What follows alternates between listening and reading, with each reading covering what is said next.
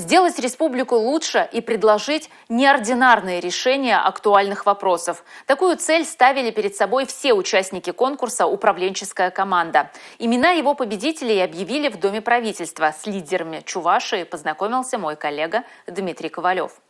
Планировать, стратегически мыслить, ориентироваться на результат. Такие задачи ставят перед участниками организаторы конкурса. Всего в этом году поступило более 180 заявок. Имена победителей объявляют только во время торжественной церемонии. А это интрига для финалистов. В итоге финал конкурса прошел каждый 7-й участник, подавший заявку. Лучшие управленческие кадры в республике выбирают в 4-й раз. Олег Николаев отметил, что правительство региона налаживает коммуникацию с теми, кто заинтересован в развитии Чувашии.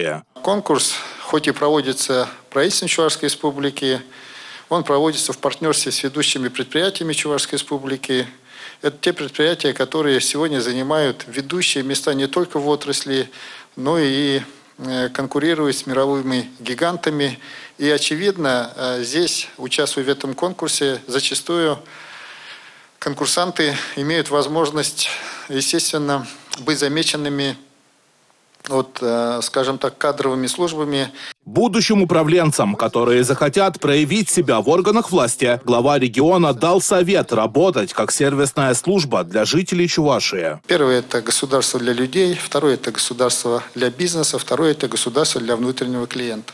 Вот как бы 3 аспекта, 3 кита, в рамках которой трансформируется система государственного управления. И, соответственно, исходя из этого, меняются все подходы, меняются формирование государственных программ и так далее, и так далее.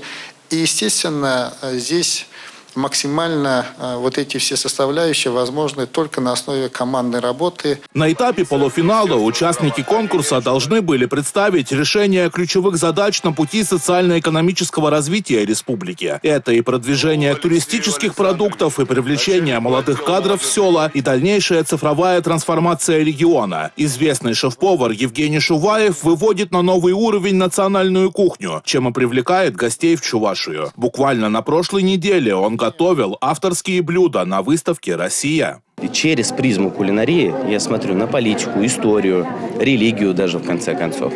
И сейчас, вот когда мы ездили на выставку «Россия», я как раз об этом там и говорил.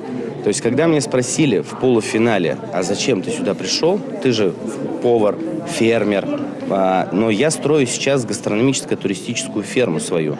И для меня задача раскачивать туризм именно в Чувашии. В 5-ке победителей конкурса и руководитель проектного офиса Центра цифровой трансформации Татьяна Ковалева. Планов у моей однофамилицы немало. И задач на самом деле в этой области у нас очень много. Горизонт также очень большой. Да, есть к чему стремиться. И в следующем году я очень сильно надеюсь на большие крупные проекты. Я считаю, что это прям мое дело. И больше интересно качественный рост именно на этой должности. Победители и финалисты конкурса войдут в резерв управленческих кадров и составы экспертных советов республики. Дмитрий Ковалев и Юрий Марков. Национальное телевидение Чувашии.